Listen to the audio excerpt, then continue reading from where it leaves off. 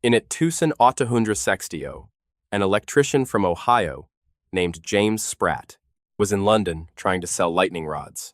He wasn't doing great, but one afternoon near the docks, he saw something that changed the direction of his life entirely. Dogs were lined up along the riverbank, waiting for sailors to throw them leftover ship biscuits, hardtack, the dry, tasteless crackers that survived months at sea without rotting. Spratt didn't think, those poor dogs. He thought, there's a market here. He never sold another lightning rod. Here's what I keep coming back to about this story. Every major turning point in pet food history starts the same way. Not with a scientist, not with a nutritionist, not with someone who cared about animals. It starts with someone who saw an opportunity. And that pattern, from 1860 all the way to 2007, explains almost everything about what's actually in your dog's food. Before Spratt, there was no such thing as pet food. Dogs ate whatever humans didn't want. Table scraps, bones, bread crusts, rotting meat. In cities, horses died constantly in the streets from exhaustion and disease. Their carcasses were butchered and sold as cheap protein for dogs. Nobody thought twice about it. A dead horse was a resource. You used what you had. This is the world Spratt stepped into. A world where feeding your dog dead horse was completely normal. And what he did next, repackaging that world into something that felt modern, scientific, and respectable, was one of the most successful marketing operations of the 19th century. Spratt's formula wasn't complicated. Wheat, vegetables, beetroot, and meat. He called it Spratt's Patent Meat Fibrine Dog Cakes. The meat source? He never told anyone. Not once in his entire lifetime. The label said, the dried, unsalted, gelatinous parts of prairie beef. That's it. That was the full ingredient disclosure. He targeted the wealthy. He got English country gentlemen, the kind who owned hunting dogs, worth more than most people earned in a year to give testimonials. He invented the concept of life-stage nutrition. Puppies need this. Adults need that. Seniors need something else. None of it was based on science. All of it felt authoritative. It worked. By the 1870s, he had operations in the United States. By the 1880s, Spratt's Patent Limited was a publicly traded company. The lightning rod salesman had become a tycoon. By the early 1900s, dog biscuits were everywhere. In 1907, a competitor introduced Milk-Bone. The race was on. The speed of that expansion is worth pausing on. In less than 50 years, Spratt had taken a concept that didn't exist and turned it into an industry. He did it without nutritional science, without regulation, without telling anyone what was in the product. He did it with marketing alone. But here's where it gets interesting.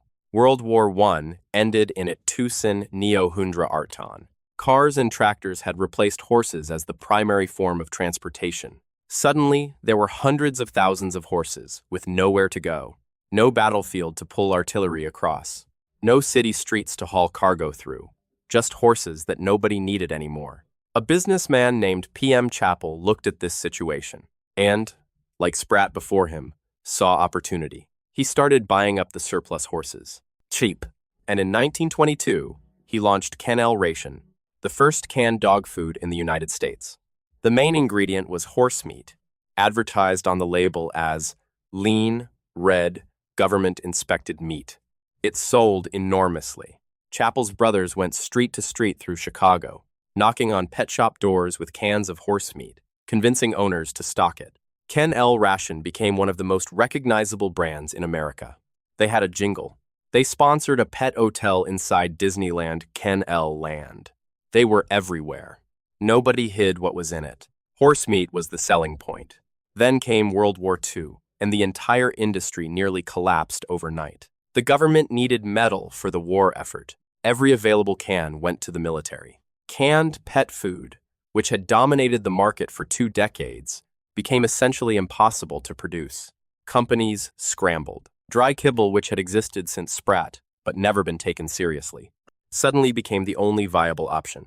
Here's what I find genuinely remarkable about this. The reason your dog eats kibble today has nothing to do with nutrition, nothing to do with science, nothing to do with what's actually best for a dog. A war created a metal shortage. A metal shortage made cans impossible. And so an industry pivoted and the pivot stuck.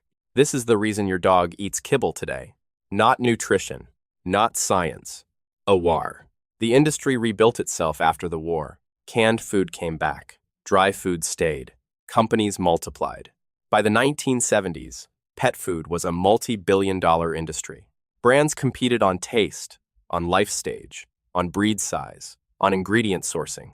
The marketing got more sophisticated with every decade. And that's roughly when the industry started moving faster than anyone was checking it. In 2007, pets across the United States started dying. The symptoms were kidney failure. The timeline was sudden. The pattern was impossible to explain, until investigators traced it back to a single source: wheat gluten imported from China.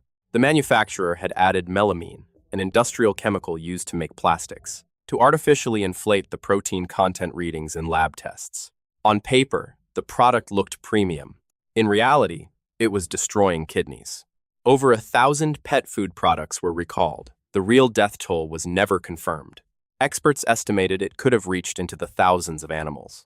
The contamination was later determined to be intentional. Think about that word. Intentional.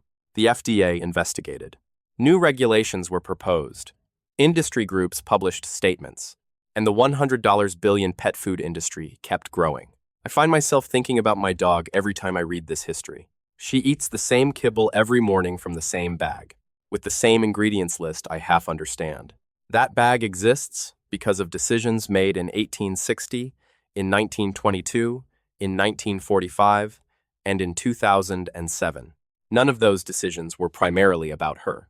Here's what the history of pet food actually looks like, if you zoom out.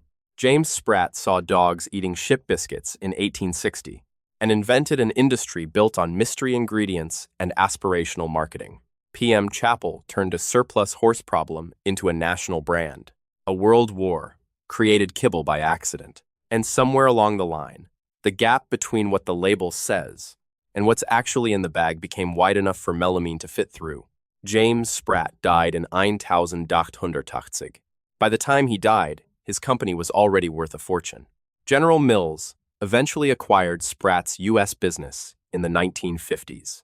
The same General Mills that makes Cheerios and Betty Crocker. He never told anyone what was really in his dog cakes. Some historians think it was horse meat. Next week, on How Pets Happened, your dog knows it's going to the vet before you even pick up your keys. The science of why is next week. If you've ever read the ingredients on your dog's food bag and not recognized half of them, now you know why.